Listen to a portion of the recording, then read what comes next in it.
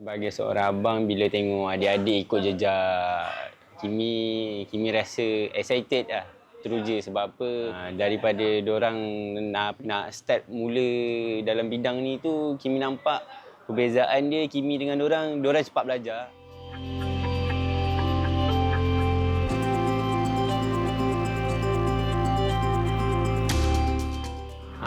Nama saya Muhammad Farid Hakimi bin Farid Shazli dari pasukan Petronas Perintah Yamaha 31 Racing.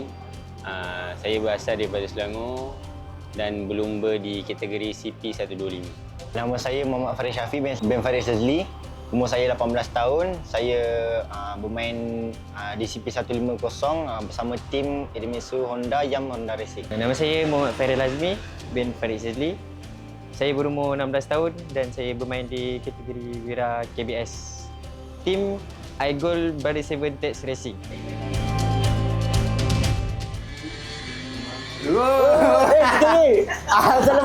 Bila tengok diorang nak join dalam bidang ni, Kimi pun join sekali support adik-adik. Kimi cakap bila dah masuk dalam sukan pemotoran ni, nak buat kena buat betul-betul. Sebab tu benda ni pun kita bermain dengan nyawa kan. Lepas tu banyak masa dengan papa keluar kan. So benda tu kita tak boleh nak buat main-main lah. Kalau betul-betul nak dalam bidang ni, kita buat betul-betul.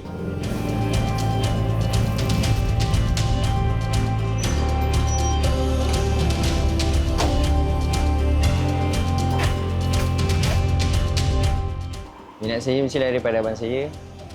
So ada sekali tu saya curi-curi masa.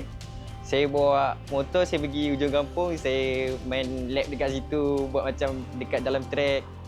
So dekat situ lah permulaannya saya berlumba. Kita orang kalau training mesti nak main fight lah. Macam main berdua, bertiga tu. Mesti macam kalau training hari tu, saya training. Bila saya ikut belakang Fairil atau abang saya bagi tips macam mana nak bawa motor ni, race line dekat track tu macam mana semua. Saya ada lah kongsi sikit. Dalam track tu ada benda yang tak kena dah pesangat saya. Dia kata, oh turn ni dah ada macam bumping sikit situ ke. Race line kena betul situ. Situ je. Saya tahu kebolehan adik-adik saya dan kelebihan diorang pun. Memang pencapaian diorang pun saya nampak daripada diorang start main motor tu. Saya banggalah dengan pencapaian diorang satu-satu tu. So tekanan tu bagi saya tak ada sebab kita orang semua ada skill masing-masing. Bagi saya, kalau abang saya bagus, adik saya bagus, saya bukan jealous, saya bangga. Sebab saya nak bagi dalam adik-beradik saya termasuk saya sendiri, saya memang nak nampak kita orang ni menyelah.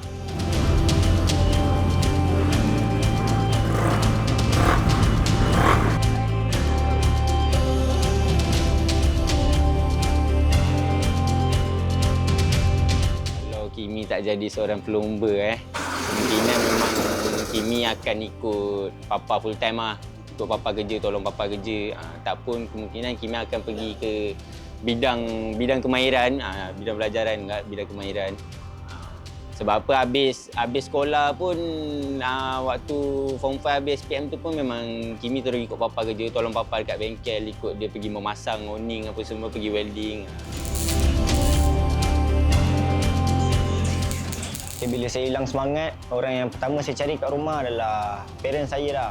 Jadi diorang bagi nasihat lah untuk saya lebih bersemangat untuk akan datang mana-mana race. Daripada segi masa lah, diorang berkorban bawa saya pergi race sana sini. Terutamanya papa lah. Papa memang banyak habis masa dekat kita orang adik-beradik. Dia kadang-kadang dia kerja dia pun dia tinggalkan untuk kita ikut kita orang pergi race setiap minggu lah.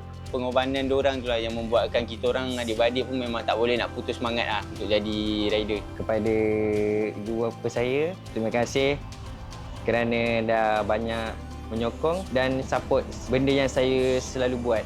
I love you all.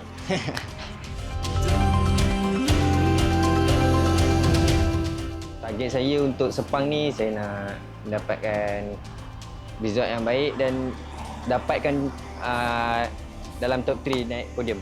Saya memang tak pernah menang dekat Sepang.